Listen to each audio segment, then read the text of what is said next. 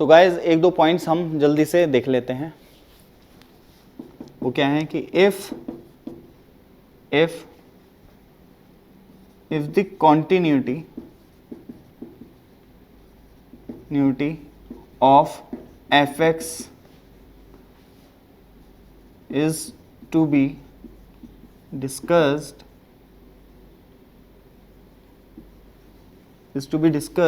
in its domain। ठीक है, अगर कॉन्टिन्यूटी एक फंक्शन की डिस्कस करनी है उसके डोमेन के अंदर, ठीक है, then we don't need to consider those points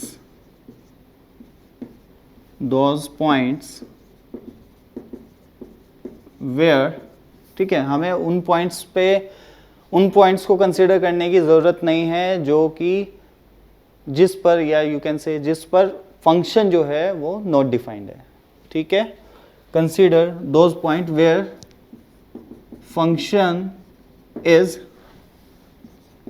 not defined, where function is not defined।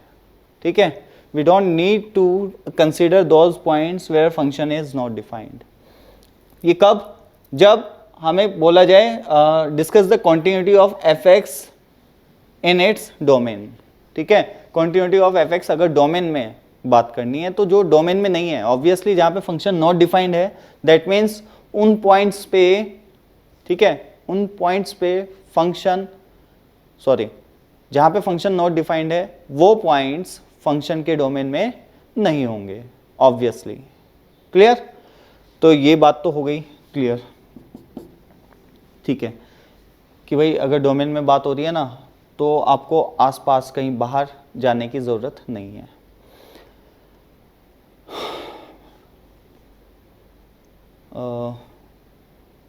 ठीक है, एक और पॉइंट देख लेते हैं, that we will always talk about continuity। What? We will always talk about continuity for x belongs to R unless mentioned in domain. जब तक domain में मेंशन ना किया जाए, ठीक है, अगर सिर्फ ये बोला गया है कि discuss the continuity of this function, ठीक है, तो समझ जाना कि ऐसा नहीं है कि डोमेन में ही चेक करना है, आपको हर एक वो पॉइंट लेना है जहां पे फंक्शन डिसकंटिन्यूअस है। क्लियर? मतलब x बिलोंग्स टू R, वो सभी पॉइंट्स आपको कंसिडर करना है, ठीक है, जिन पे फंक्शन डिसकंटिन्यूअस हो सकता है। ओके, ऐसा जरूरी नहीं है कि डोमेन वाले पॉइंट ही लेने हैं, जब तक ये मेंशन ना किया जाए। अगर मेंशन किया गया है तो सिर्फ डोमेन वाले ही पॉइंट लेने हैं। ठीक है, जैसे फॉर एग्जांपल, अगर मैं एक एग्जांपल लूं कि और बोल दूं कि 10x is continuous, is always continuous in its domain। तो मैंने क्या बोला? 10x is always continuous in its domain। तो ये स्टेटमेंट सही है या गलत है? 10x का ग्राफ आप जानते हैं बहुत अच्छे से, क्या हमेशा कॉन्टिन्यूस होता है इन इट्स डोमेन? तो बिल्कुल सही है, बिल्कुल सही है। अब आप बोलेंगे कि नहीं, ये तो डिसकंटिन्यूअस होता है, कहां पे? x इक्वल टू 2n+1 π/2 पे। सही है, x इक्वल टू 2n+1 π/2 पे ये क्या होता है? डिसकंटिन्यूअस होता है। तो मैंने तो पहले ही बोल दिया कि हमें डिस्कशन किस में करना है? डोमेन में। और 2n+1 π/2 10x के डोमेन में नहीं आता है, समझ गए? 10x के डोमेन में नहीं आता है, तो obviously it is continuous in its domain. 10x is always continuous in its domain. अच्छा, नंबर 2 में क्या लिख रहा हूं? 10x is discontinuous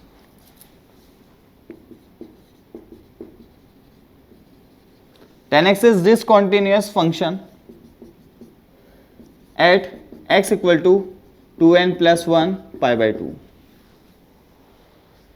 ठीक है, 10x इज डिसकॉन्टिन्यूअस फंक्शन.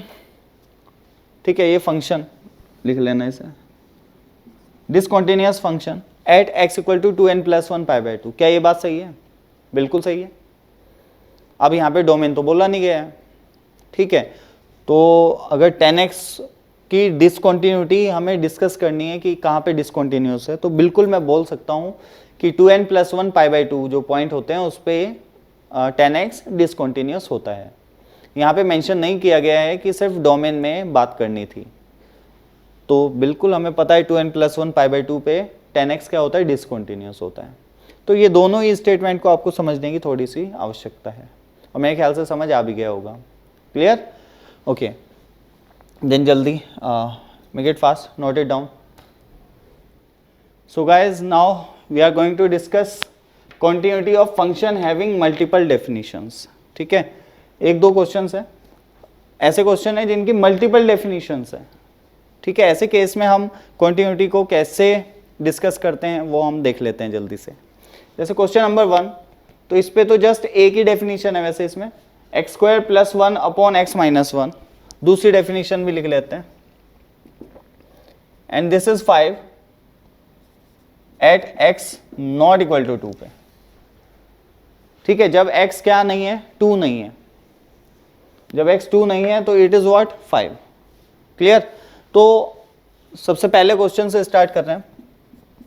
तो अगर मैं फर्स्ट क्वेश्चन पे बात करूं तो LHL left hand limit at x equal to 2, LHL at what? x equal to 2 पे अगर मैं बात कर रहा हूं तो वो कितना आएगा? 5. देखो ध्यान से, जब x 2 नहीं है, व्हाट डज इट मीन?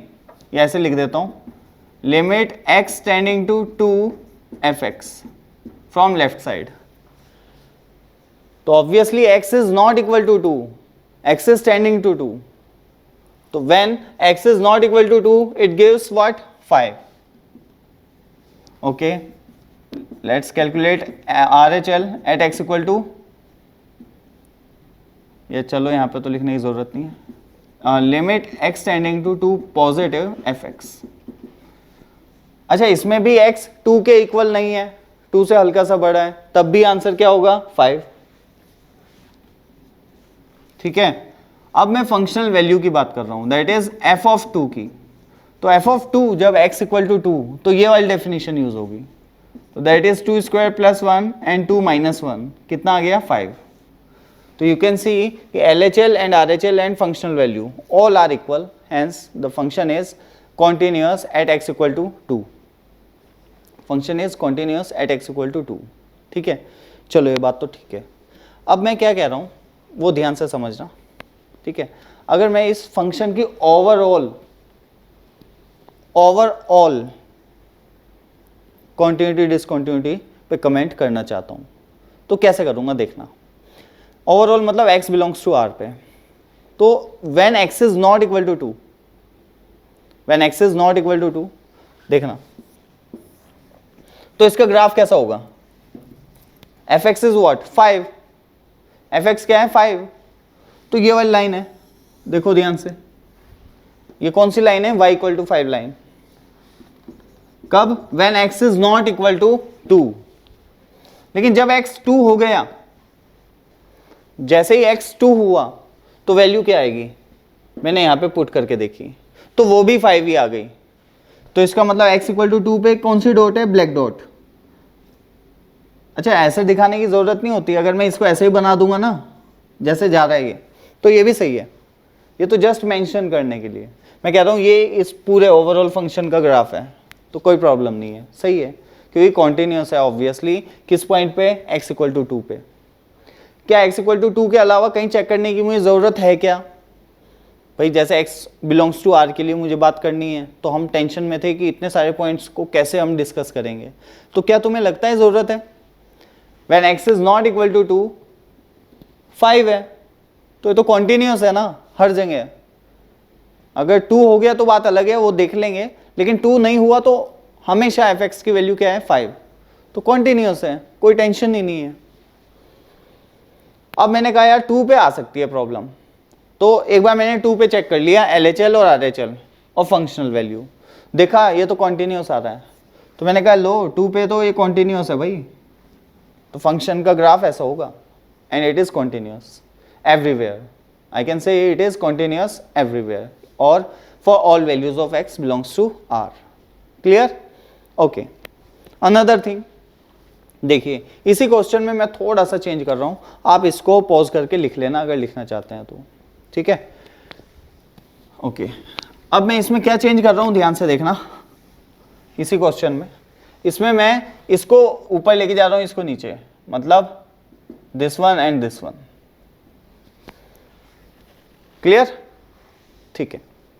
अब मैंने कहा यार लिमिट निकालते हैं, चलो x इक्वल टू 2 पे limit x tending to 2 f(x) should be equal to functional value f2। बात सही है या नहीं? क्लियर है? ओके। अब एक बंदा कहेगा कि यार ऐसे लिखना था ना कि LHL equal to RHL equal to functional value, तो ये क्या लिख दिया भाई? इसके लिखने का मतलब ही होता है LHL इक्वल टू RHL, समझ रहे हो? लिमिट एक्सटेंडिंग टू 2 का क्या मतलब होता है? ये लिमिट तभी एग्जिस्ट करेगी जब LHL इक्वल टू RHL होगा, नहीं तो ये एग्जिस्ट ही नहीं करेगी, इसकी कोई वैल्यू ही नहीं आएगी। इसका आंसर आएगा लिमिट डज नॉट एग्जिस्ट, तो ये कभी इसके इक्वल हो ही नहीं पाएगी। बात सही है ना? तो हमेशा LHL इक्वल टू RHL लिखने के बजाय मैं डायरेक्ट ऐसे लिख सकता हूँ, लिमिट एक्सटेंडिंग टू 2f(x) should be equal to functional value, right? Okay, इसका अपने आप में ही मतलब होता है LHL इक्वल टू RHL होना। तो मैंने कहा ठीक है, लिमिट एक्सटेंडिंग टू 2x² + 1 अपॉन x - 1। तो अब मुझे ये बताओ, क्या मैं इसे डायरेक्ट सॉल्व करूं या इसका LHL और RHL निकालूं? क्या LHL RHL अलग अलग निकालने की जरूरत है क्या? आई नो वेरी वेल कि LHL और RHL दोनों इक्वल आएंगे इस केस में, if I will ask to find at point x equal to 2। सही बात है, x इक्वल टू 2 पे अगर मैं बात करूंगा तो बिल्कुल सेम आना चाहिए, LHL भी और RHL भी। हमें पता है जब हम लिमिट कैलकुलेट करते हैं तो LHL एंड RHL निकालने की आवश्यकता हमें कहाँ पर पड़ती है, किन पॉइंट्स पर पड़ती है? जहाँ पे मॉड्यूलस आ जाता है, और मॉड्यूलस का क्रिटिकल पॉइंट पे हमें LHL RHL निकालने की ज़रूरत पड़ती है। GIF आ जाए तो देखते हैं, हम सोचते हैं LHL RHL निकालना कहाँ पर, इंटीजर्स पे। फ्रैक्शनल पार्ट आ जाए तब भी हम इंटीजर्स पे LHL RHL निकालने की सोच लेते हैं, लेकिन यहाँ पे तो ऐसा कुछ है ही नहीं ना, तो कोई ज़रूरत नहीं है।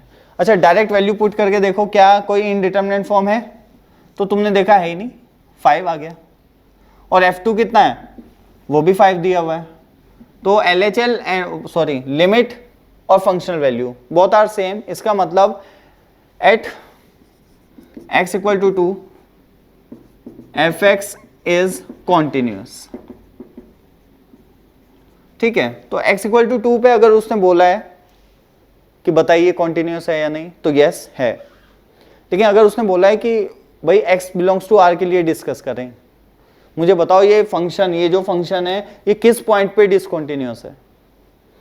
अब किस पॉइंट पे डिसकंटिन्यूअस मतलब x बिलोंग्स टू r में, कहीं पे भी जहां पे भी ये डिसकंटिन्यूअस हो मुझे बताओ। तो वी नो वेरी वेल ये इस टाइप का फंक्शन, सबसे पहले तो हम चेक करते हैं उस पॉइंट पे जहां पे डेफिनेशन ब्रेक हो रही है, जहां पे जो मल्टीपल डेफिनेशन आ रही है, जिस पॉइंट पे वहां पे चेक करते हैं। तो मैंने वहां पे चेक किया, आया कॉन्टिन्यूस है। ओके, अब देखिए इस पे चेक करते हैं कि ये फंक्शन दिया हुआ है, f(x) दिया है x² + 1 upon x - 1 if x is not equal to 2। ठीक है, तो मैं x इक्वल टू 2 पे तो मैंने चेक कर लिया कॉन्टिन्यूस है। अब चेक करते हैं x नॉट इक्वल टू 2 पे। तो जब x नॉट इक्वल टू 2 की बात होगी तो ऑब्वियसली फंक्शन इज दिस। ठीक है, तो सबसे पहले मैंने इसका डोमेन चेक किया, इट्स डोमेन इज, डोमेन क्या है इसका, r - 1 एंड 2।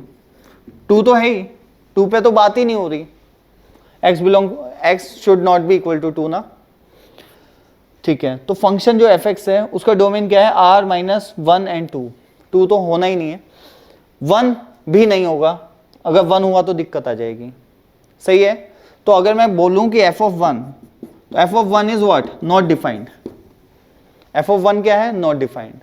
और जिस पॉइंट पे फंक्शन नॉट डिफाइंड हो जाता है वो भी पॉइंट ऑफ डिसकंटिन्यूटी होती है, आपको बताया गया है। तो ऑब्वियसली अगर x बिलोंग्स टू r के लिए बात की जा रही है तो मैं एकदम से बोल दूंगा कि f x is discontinuous at x equal to 1। अब कुछ लोग कहेंगे कि यार ये जब डोमेन में नहीं है तो आप इसको बोल क्यों रहे हो, क्योंकि क्वेश्चन में ऐसा मेंशन नहीं किया गया है कि discuss the discontinuity in its domain. Discuss करना था x बिलोंग्स टू r के लिए, तो मैंने कह दिया x इक्वल टू 1 पे ये फंक्शन डिसकंटिन्यूअस हो जाएगा। x इक्वल टू 2 पे भी मुझे लग रहा था कि चेक करना चाहिए, तो मैंने चेक किया। x इक्वल टू 1 पे तो ये नॉट डिफाइंड है ही, तो इस पे चेक करने की ज़रूरत नहीं है, मैंने बोल दिया डिसकंटिन्यूअस होगा। और कहीं पे आई डोंट थिंक ये डिसकंटिन्यूअस होगा, ये तुम्हें भी पता चल पा रहा होगा। और किसी भी पॉइंट को आप इसमें पुट करोगे ना तो इनडिटरमिनेट फॉर्म बनेगी ही नहीं, कुछ ना कुछ आंसर आएगा, कुछ भी डाल दो। -1 डाल के देख लो, -1 डाल दिया तो कितना आएगा, 1 + 1 2, -1 कितना, -2, तो ओवरऑल आंसर इज -1। तो बिल्कुल आंसर कुछ ना कुछ मिलेगा। सही है, तो तुम्हें पता चल रहा होगा कि अपने आप दिमाग में आ जाएगा कि भाई x इक्वल टू 1 पे देख लेना चाहिए, क्योंकि यहाँ पे ये डिनोमिनेटर 0 हो जाएगा। फिर मैंने देखा यार ये तो इसके डोमेन में ही नहीं है, तो ऑब्वियसली जब डोमेन में नहीं है तो बात ही खत्म हो गई। ठीक है, ओके। अच्छा, इसी क्वेश्चन को अब थोड़ा सा और अलग कर देता हूँ। कैसे, मैं कह रहा हूँ यार ये एफ एक्स है, x² + 1 x - 1 when x is not equal to 2, when x is 2 it is 5, or when x is, see, let me see, let me think of it, it is 1, when x equal to 1 it is 1। ठीक है, मतलब and x not equal to 1। तो ये definition तब use होगी जब x ना ही 2 होगा और ना ही 1 होगा। 2 होगा तो 5 है, 1 होगा तो 1 है। तो मैंने कहा x इक्वल टू 2 पे चेक करते हैं, तो LHL RHL निकाला, 5 आया, फंक्शनल वैल्यू भी 5 है, आंसर बोल दिया। अब x इक्वल टू 1 पे अगर चेक करना है, ठीक है, तो इस बार x इक्वल टू 1 इसके डोमेन के अंदर है, क्योंकि वहां पे लिखा है कि ये डेफिनेशन सिर्फ तब यूज होगी when x is not equal to 1। अब कुछ लोग इसे देखते ही बोलेंगे कि अच्छा x इक्वल टू 1 आ गया, x इक्वल टू 1 पे तो नॉट डिफाइंड है। ठीक है, तो ऐसा नहीं करना है, पहले ये देख भी लेना है किसके लिए लिखा हुआ है। ठीक, तो x इक्वल टू 1 पे तो डिफाइन है फंक्शन, और आंसर क्या आ रहा है, 1। तो मुझे चेक करना पड़ेगा, अभी मैं बोल नहीं सकता कॉन्टिन्यूअस है या डिसकॉन्टिन्यूअस है। तो उसके लिए मैं क्या करूंगा कि when x is not equal to 1 but it is tending to 1। ठीक है, तो कौन सी डेफिनेशन यूज होगी, ऊपर वाली। तो इस पे लिमिट लगाऊंगा, limit x tending to 1 x² + 1 upon x - 1। क्या, x² + 1 अपॉन x - 1।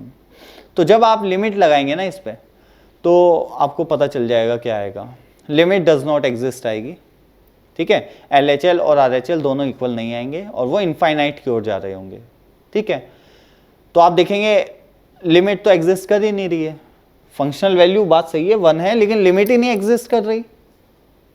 ठीक है, और जब लिमिट एग्जिस्ट ना करे तो ऑब्वियसली फंक्शन कैसा होगा, डिसकंटिन्यूअस होगा। कैसा है फंक्शन, डिसकंटिन्यूअस। तो in this case also the function is discontinuous at x equal to 1, but the reason is limit does not exist. और लास्ट टाइम तो हमने सिर्फ इतना ही देख लिया था कि ये तो इसके डोमेन में ही नहीं है, तो डोमेन में नहीं है तो डिसकंटिन्यूअस हो ही जाएगा। लेकिन इन दिस केस डोमेन में तो है, लेकिन लिमिट एग्जिस्ट नहीं कर रही है एट x इक्वल टू 1। देख लो, लिमिट x इक्वल टू 1 डालोगे आप, तो RHL जो आएगा वो टेंडिंग टू इनफाइनाइट आएगा, प्लस इन्फिनिटी, एंड LHL जब निकालेंगे तो टेंडिंग टू माइनस इनफाइनाइट आएगा। तो मैंने तो बता रखा है, अगर एक भी लिमिट की वैल्यू इनफाइनाइट आ जाए तो लिमिट डज नॉट एग्जिस्ट होता है आंसर, और लिमिट डज नॉट एग्जिस्ट का मतलब है LHL is not equal to RHL obviously, ठीक है। तो लिमिट डज नॉट एग्जिस्ट अगर आंसर आ रहा है तो function will be discontinuous at that point, okay. तो बिल्कुल ये हो गया फर्स्ट क्वेश्चन अपना। अब जल्दी से सेकंड थर्ड इनको फिनिश करते हैं। तो कॉन्टिन्यूटी डिसकंटिन्यूटी के ऊपर ना जो क्वेश्चंस आते हैं वो मेनली वो लिमिट्स के होते हैं। आपको लिमिट्स अगर अच्छे से आती है तो इसके भी क्वेश्चन मोस्ट प्रोबेबली आप बहुत इजीली कर पाएंगे, क्लियर। तो next question is this, fx की डेफिनेशन दी गई है दिस वन। तो सबसे पहले मैं कहां पे चेक करूंगा, और x बिलोंग्स टू R में डिस्कस करने को बोला गया है, x इक्वल टू 3 पे ही नहीं, x बिलोंग्स टू R में बताइए। तो मैंने कहा ठीक है कोई बात नहीं, मैंने कहा limit x tending to 3, LHL और RHL निकालूंगा ही मैं, तो अलग अलग निकालने की जरूरत है नहीं, बस ऐसा हो जाए कि जो ये लिमिट है इसकी वैल्यू 7 आ जाए। अगर इस लिमिट की वैल्यू 7 आ गई तो फंक्शन कॉन्टिन्यूअस होगा at x equal to 3, otherwise it will not be continuous. तो मैंने कहा चलो सॉल्व करते हैं। कैसे करते हैं ऐसे क्वेश्चन को, limit x tending to 3, x minus 3, x plus 3, indeterminate form है ना, और x माइनस 3, ये कट हो गया, आंसर क्या आ गया 6, और x इक्वल टू 3 पे क्या दिया है 7। तो limit the value limit exist and its value is 6 but the functional value is 7। What does it mean, इसका मतलब the function will be discontinuous at x equal to 3। Function कैसा होगा, discontinuous होगा x इक्वल टू 3 पे, ठीक है, क्योंकि limit is not equal to functional value, okay. क्या और कहीं चेक करने की जरूरत है क्या, और कहीं चेक करने की जरूरत है क्या, नहीं, कहीं पे भी नहीं है भाई। अगर ये फंक्शन लिखा हुआ है तो ये प्रॉब्लम क्रिएट कहां करेगा, सिर्फ 3 पे है ना, और 3 पे तो उसने कहा ही है कि ये जो है ये x नॉट इक्वल टू 3 के लिए है, तो फिर तो कोई प्रॉब्लम ही नहीं है। 3 पे करना था और 3 के लिए तो उसने डिफाइन किया ही नहीं इसको, उसने कहा 3 पे तो 7 है, ठीक है। और जहां पे मल्टीपल डेफिनेशन आती हैं जिस पॉइंट पे, उन पे तो हम कॉन्टिन्यूटी चेक करते ही हैं। तो मैंने लिमिट निकाली और आंसर 6 आया, फिर ये आ गया। तो और कहीं पे कोई दिक्कत इस फंक्शन में, x नॉट इक्वल टू 3 के लिए अगर बात करूं तो कहीं पे कोई दिक्कत नहीं। भाई ये कौन है, अगर ध्यान से देखो, x माइनस 3 कट कर दो तो कौन है ये, x प्लस 3 है बस। ये फंक्शन जो है वो x प्लस 3 है और कुछ नहीं है। भाई इस चीज को हम तब नहीं कट कर सकते जब x इक्वल टू 3 भी हो, लेकिन लिखा है x is not equal to 3, तो ऑब्वियसली ये 0 नहीं है और ये भी 0 नहीं है, तो इसको मैं कट कर सकता हूं और लिख सकता हूं x प्लस 3। तो ये जो आपके सामने लिखा है ना, ये एक इल्यूजन है बस। ये एक्चुअल में ऐसे लिखा हुआ है कि it is x plus 3 when x is not equal to 3 and it is 7 when x equal to 3, clear. तो मैंने 3 को इसमें पुट करके देखा, लिमिट लगाई, 3 प्लस 3 6 आ गया, यहाँ पे 7 आ गया, तो बात हो गई क्लियर। लिमिट एग्जिस्ट तो करती है और वैल्यू कितनी आती है, 6 आती है, लेकिन फंक्शनल वैल्यू के इक्वल नहीं आती।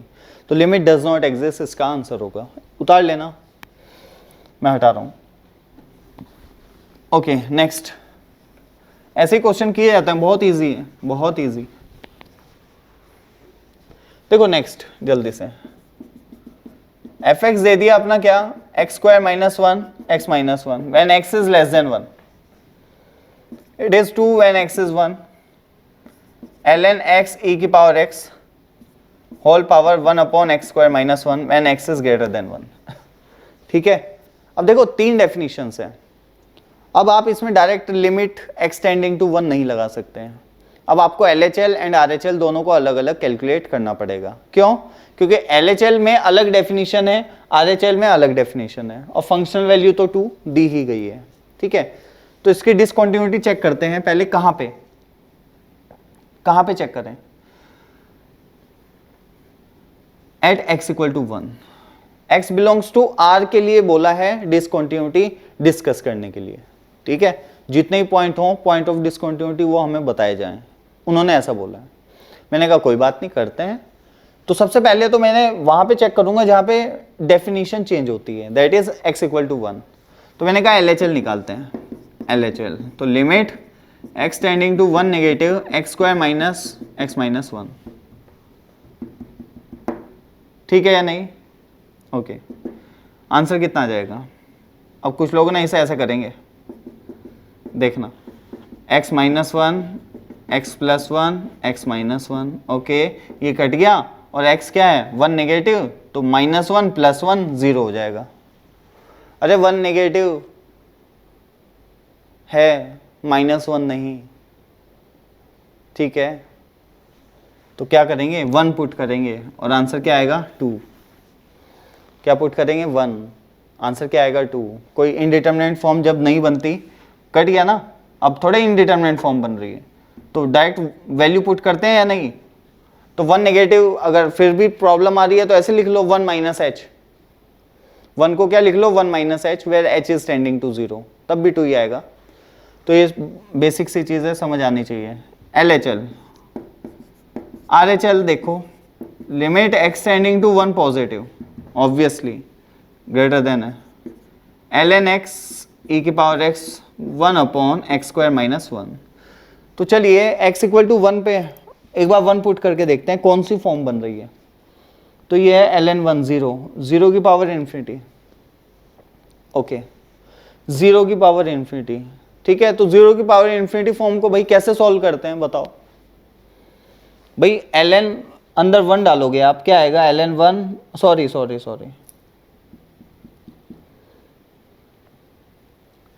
ओके वेट, मान लो e की पावर x नहीं है, अभी के लिए मान लो, अगर ना होता तो क्या बनता है ln 1, तो कितना होता है वो 0, और 0 की पावर क्या है इन्फिनिटी।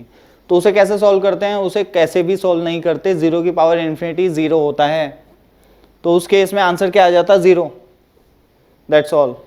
RHL हमारी कितनी आती 0, लेकिन अभी कुछ अलग सिनेरियो है, x इंटू ई की पावर x दिया गया है, तो x को 1 पुट करोगे तो ln e बनेगा, और ln e कितना होता है 1 होता है, और ये 1 की पावर इन्फिनिटी है। तो 1 की पावर इन्फिनिटी को किस में चेंज करते हैं? 1 प्लस 0 की पावर 1/0 में, तो 1 प्लस ln x e की पावर x, ठीक है। अच्छा यहाँ पे एक चीज और देखो, ln x plus ln e की पावर x लिख सकता हूं या नहीं? ln x इंटू ई की पावर x को, ln x इंटू ई की पावर x को ये लिख सकता हूं या नहीं? सही है, ओके। ये क्या बनेगा, x को नीचे उतार लें, ln x plus x, clear? क्या बन गया ln x प्लस x। तो मैं इसको लिख सकता हूं क्या, ln x plus x, and plus 1 और माइनस 1 भी तो कर रहे हैं ना, तो माइनस 1 भी आएगा यहाँ पे। या देखो चलो थोड़ा छोटा ही रहे, अभी ऐसे ही लिखता हूँ, बाद में लिखता हूँ वो minus 1 upon x square minus 1 ऐसा है, ठीक है। नेक्स्ट आगे कैसे बढ़ेंगे हम, सभी को पता होना चाहिए, limit x tending to 1 positive, ठीक है, ln x e की power x minus 1 upon x square minus 1, upon क्या आ गया x square minus 1, clear? Okay okay. तो मैं ये ऊपर से हटा रहा हूँ, थोड़ा सा कैलकुलेशन के लिए मुझे जगह चाहिए, ठीक, ये हटा रहा हूँ, ओके। तो देखो ये है लिमिट अपनी, इसे सॉल्व करना है, तो इसमें फॉर्मूला लगा रहा हूँ वही वाला, ये जो लिखा है अपना, तो e to the power limit x tending to 1 positive, ये आएगा अपना x plus ln x minus 1 upon x square minus 1। तो पहले देखते हैं कौन सी फॉर्म बन रही है ये, ठीक है। अच्छा ये तो सबको समझ आ गया होगा कि इस स्टेप से ये कैसे आया, ये सिखा रखा है बहुत अच्छे से, ठीक, ओके। अब कौन सी फॉर्म है ये, 1 पुट कर दें तो 1 1 0, और ln 1 भी 0 होता है, नीचे भी 0 है, तो 0/0 फॉर्म है, कोई टेंशन की बात नहीं है। एक काम आप ऐसा कर सकते हैं कि लिमिट को चेंज कर सकते हो 1 प्लस एच में, और इजी हो जाएंगी शायद चीजें, ठीक है, 1 प्लस एच में। अदरवाइज तुम ऐसे देख लो ध्यान से, limit x tending to 1 plus, ठीक है, एक्स स्क्वायर माइनस 1 को मैं लिख सकता हूं x माइनस 1 और x प्लस 1,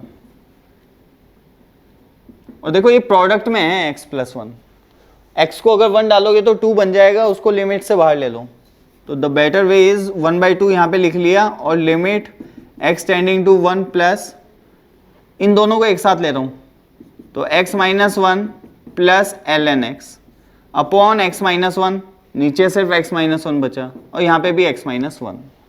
क्लियर? ये कितना हो गया 1, तो अब कितना आया 1/2, 1 प्लस लिमिट अंदर लेके जा सकते हैं 1 प्लस, भाई ln के अंदर क्या बन रहा है 1, बनना क्या चाहिए 1 प्लस 0, याद होगा, ठीक है, तो 1 प्लस 0 लिख लेते हैं, 1 प्लस x माइनस 1, और नीचे क्या है x माइनस 1, तो जो यहाँ होता है वही यहाँ होना चाहिए, लिमिट में बहुत अच्छे से पढ़ा है ये, तो ये कितना आएगा 1 आएगा ये भी, तो 1 प्लस 1 2, और यहाँ पे है 1/2, और आंसर आ गया e की पावर में क्या बन रहा है 1, ठीक है। ये तो सिंपल लिमिट का क्वेश्चन है, वो तुम्हें अपने आप देखना है, मैंने तो करके दिखा दिया अपने हिसाब से, ये तुम्हें अपने आप आना चाहिए।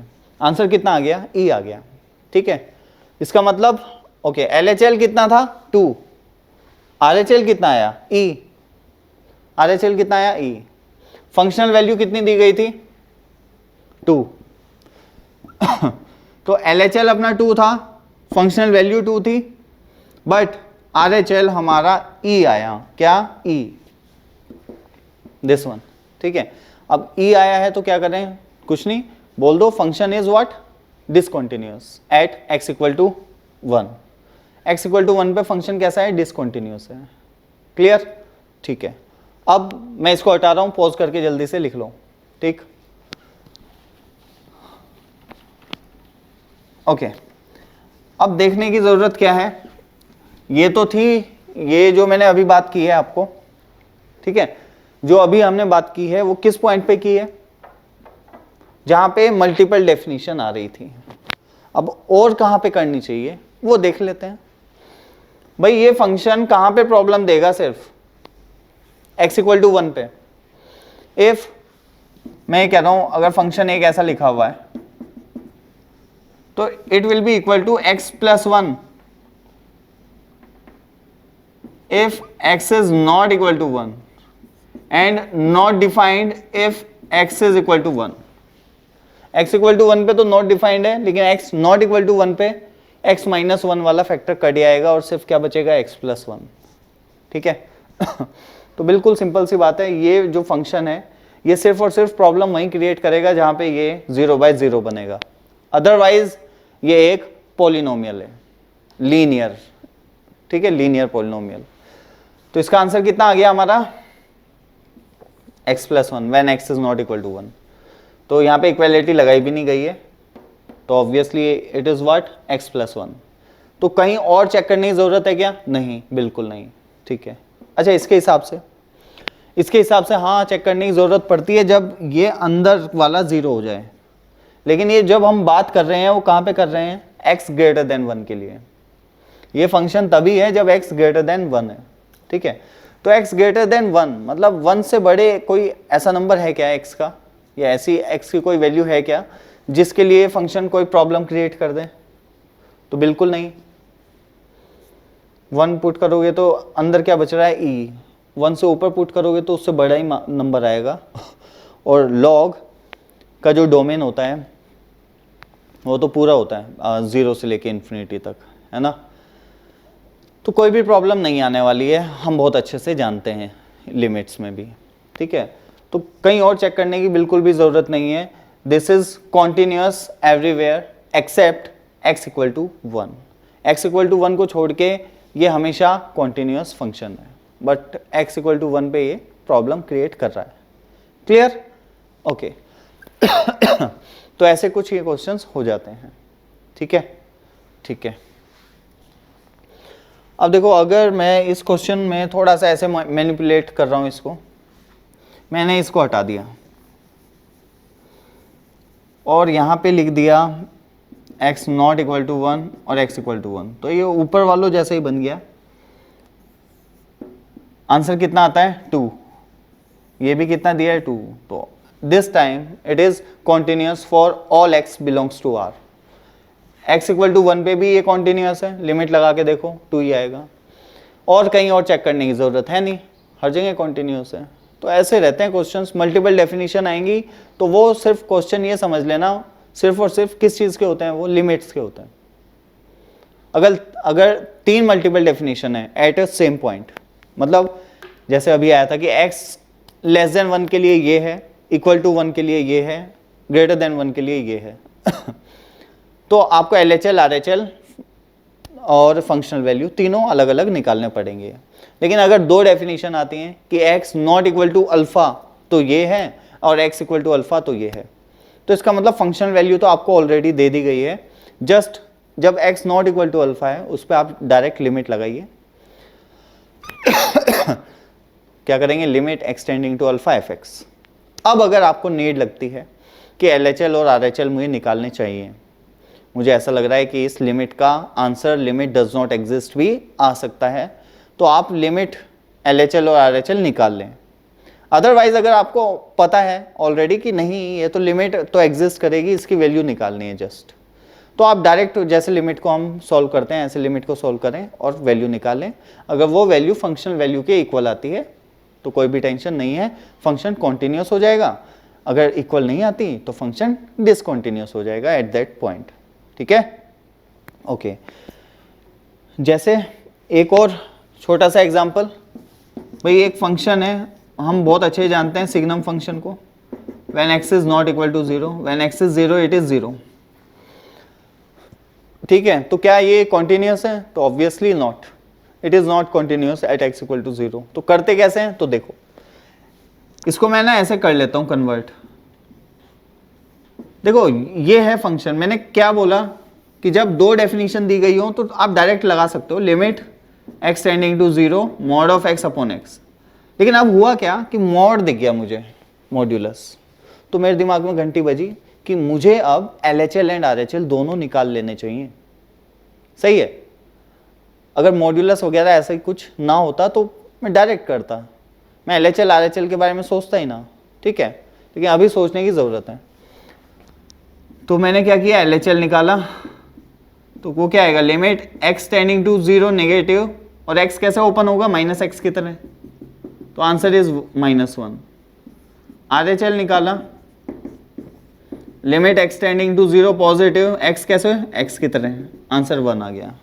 तो LHL is not equal to RHL, बस ये देखते ही मैंने बोल दिया कि जो फंक्शन है वो कैसा है, डिसकंटिन्यूअस है। ठीक है, ओके। दूसरी चीज देख लो, अब कई बार ऐसे देते हैं क्वेश्चन, ये हटा रहा हूँ ऐसे ही बताया जस्ट, ये तो ये सबको पता ही है। अब कई बार ऐसे देंगे आपको, when x is less than 1 okay, and x square, wait, when x is less than 0, right, ठीक है, x into x square minus 1 upon x minus 1, when x is greater than 0 and when x is equal to 0। when x is equal to 0 it is 0। तो क्या करें, तो कोई बात नहीं, इसमें तो क्या है, लेफ्ट हैंड लिमिट दी हुई है यहाँ पे, x टेंडिंग टू क्या है, 0 नेगेटिव, और मॉड दिया है, मॉड का कोई मतलब ही नहीं है क्योंकि x कैसा है, नेगेटिव, तो ऑब्वियसली मॉड x किसके इक्वल लिख देंगे हम, माइनस एक्स के। तो क्या, minus x upon x, that is what, -1। अब इसमें LHL मत निकालने लग जाना, सॉरी RHL, कभी अब ये निकालने लग जाओ, लिमिट x टेंडिंग टू, अच्छा ये भी तो निकालना पड़ेगा अब, x अपॉन एक्स और 1। भाई ये तब निकालना होगा जब x ग्रेटर देन 0 के लिए भी यही फंक्शन हो, ये तो लेस देन 0 के लिए है, तो ये गलत लिख रखा है, इसे डायरेक्ट ऐसे लिखना चाहिए एक्चुअल में तो। लेकिन कई बार अगर देंगे ना मॉड, और तो ऑब्वियस है x इज लेस देन 0, आपको केस बनाने की जरूरत नहीं है ऐसे में, ऑब्वियस है x is what, less than 0, तो just put it and get the right definition, ऐसे। ठीक है, तो मैं डायरेक्ट इसको ऐसे भी लिख सकता हूँ, लिखा क्या था वही लिख देते हैं, ठीक है। तो ये हो गया हमारा कौन, लेफ्ट हैंड लिमिट। अब राइट हैंड लिमिट जब हम निकालेंगे तो फंक्शनल वैल्यू जो है, या सॉरी जो ये फंक्शन है वो ये वाला लेना पड़ेगा, नीचे वाला एक्स स्क्वायर माइनस वन और एक्स माइनस वन। तो एट एक्स इक्वल टू 0 कोई भी इनडिटर्मिनेट फॉर्म नहीं बन रही है, मैंने यहाँ पे पुट किया तो 0 इंटू समथिंग आएगा, दैट इज 0। तो RHL आ गया 0 और फंक्शनल वैल्यू क्या है 0। तो RHL एंड फंक्शनल वैल्यू तो सेम है, लेकिन LHL डिफरेंट आ रहा है, that is -1। Hence the function is discontinuous at x equal to what, 0। तो ऐसे हम कॉन्टिन्यूटी डिसकंटिन्यूटी चेक करते हैं। क्लियर? ओके। सो गाइज आज के लिए इतना ही रखते हैं। अब हम नेक्स्ट लेक्चर में जब हम देखेंगे अपना, वो देखेंगे कॉन्टिन्यूटी इन एन इंटरवल। एक इंटरवल में कॉन्टिन्यूटी कैसे चेक करनी होती है, कैसे नहीं, किस टाइप के क्वेश्चंस बन सकते हैं। यहाँ पे तो हमें डायरेक्ट चीज़ें दिख रही हैं, लेकिन कई बार ऐसे नहीं दिखती हैं। ओके। और देखेंगे थोड़ा सा बिहेवियर जब एक कॉन्टिन्यूस फंक्शन और एक डिसकॉन्टिन्यूस फंक्शन दोनों एक साथ आ जाते हैं, तब ओवरऑल जो फंक्शन बनता है वो कैसा होता है, कॉन्टिन्यूस होता है या डिसकॉन्टिन्यूस होता है, with some different mathematical operations, right. तो वहाँ से हमें बहुत सारा कुछ सीखने को मिलेगा, बहुत सारी चीज़ें हम बहुत मतलब अच्छे से अच्छे क्वेश्चन को बहुत इजीली हम सॉल्व कर पाएंगे। ठीक है, तो बहुत इजी सा चैप्टर है, जल्दी जल्दी पढ़ेंगे, मेरे ख्याल से सारी चीज़ें क्लियर होती रहेंगी, बस आपको लिमिट्स अच्छे से आना चाहिए। ठीक है, चलिए आज के लिए इतना ही, थैंक यू।